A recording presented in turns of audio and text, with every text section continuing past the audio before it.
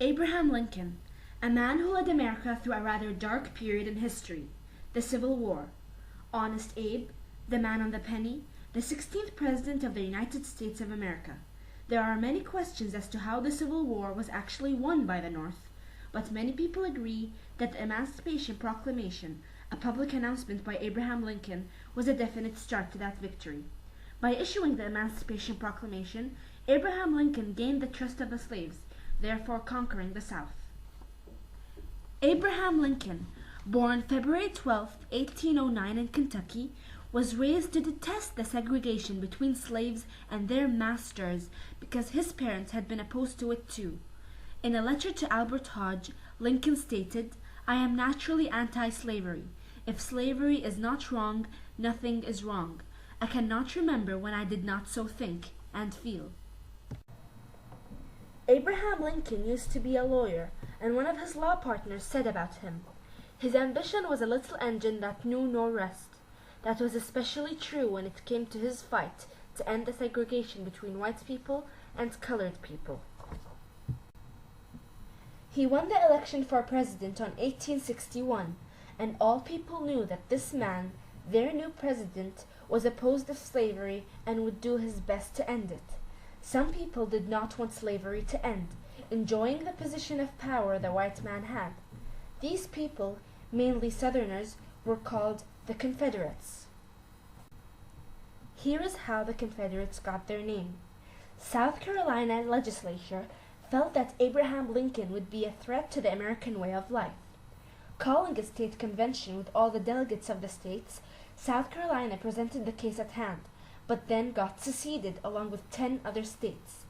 The secession, which is a formal withdrawal from an organization or alliance, caused them to form the Confederacy, with a different constitution and their own president. The Confederates were the southern states of America. There were 11 states: Alabama, Arkansas, Florida, Georgia, Louisiana, Mississippi, North Carolina, South Carolina, Tennessee, Texas, and Virginia. It was only part of Virginia, however, the western part, that was against slavery. So Virginia was separated as part of it joined the Union and the other part joined the Confederacy. The Confederates were fighting against the Union, which were the northern states of America, the federal government, and had President Lincoln supporting them. They stood for one thing: freeing all the slaves in America. They wanted the segregation between black people and white people to end. At President Lincoln's inauguration, the ceremony of accepting someone into office, he stated that even though he wanted to end the secession in America, he did not wish to start a war. Even with his reassurances, the Confederates refused to believe him and would not rejoin the Union. Of course, not everyone felt that way in either party. Some Northerners moved to the South, wanting to be around people who shared their viewpoints in this matter, and there are some Southerners who moved to the North. As soon as this happened, it was clear that America had taken sides and was doomed for war, no matter how much President Lincoln wanted to avoid it. It was only a matter of time. It took 4 months after Abraham Lincoln had been elected president for Fort Sumter, a fort in South Carolina, to be fired at when one of the generals thought there had been a trick when the president had been passing provisions. This happened on April 12th of 1861. Fort Sumter was the first sign of the beginning of the Civil War. After the Civil War and the fighting had been going on for close to 2 years, a prelude of the Emancipation Proclamation was issued.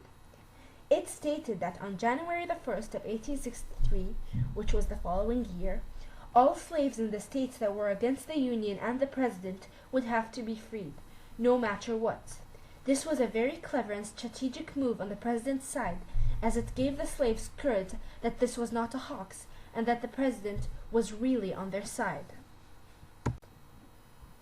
The Emancipation Proclamation is a 5-page document that was issued to the public on January 1st. It took about 4 months of debating with his counselors and advisors to get the Emancipation Proclamation just right. The Emancipation stated that all the slaves in the 11 Confederate states that were still in rebellion with the government were to be freed on January 1st of 1863. Here are the main excerpts of the Emancipation Proclamation. By the President of the United States of America, a proclamation.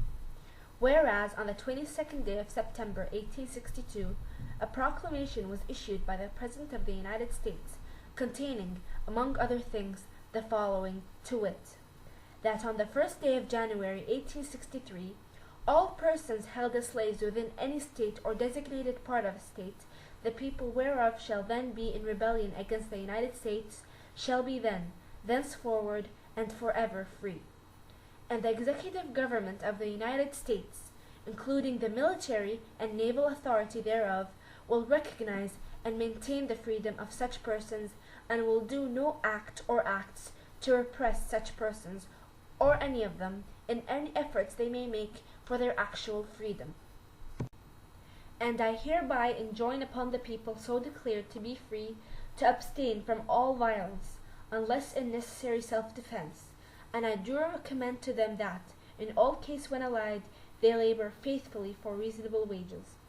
And I further declare and make known that such persons of suitable condition will be received into the armed service of the United States to garrison forts, positions, stations, and other places, and to man vessels of all sorts in said service.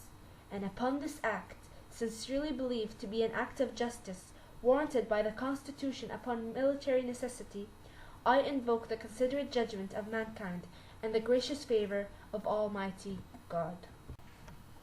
Some slaves rejoiced, as their white masters gave in and let them go, but still others held on to their slaves in what they thought was their right as white men, refused to do as their president had asked them, and continued fighting against the Northern Yankees.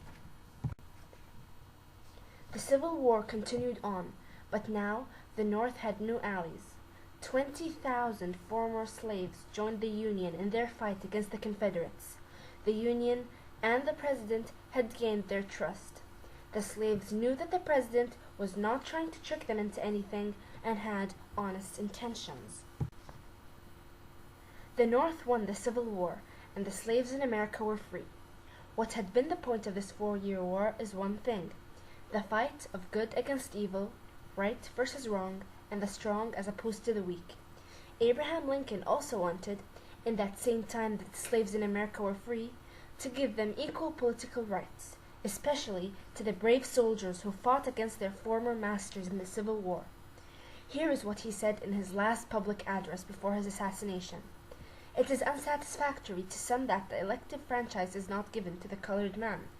I would myself prefer that it were now conferred on the very intelligent, and on those who serve our cause as soldiers.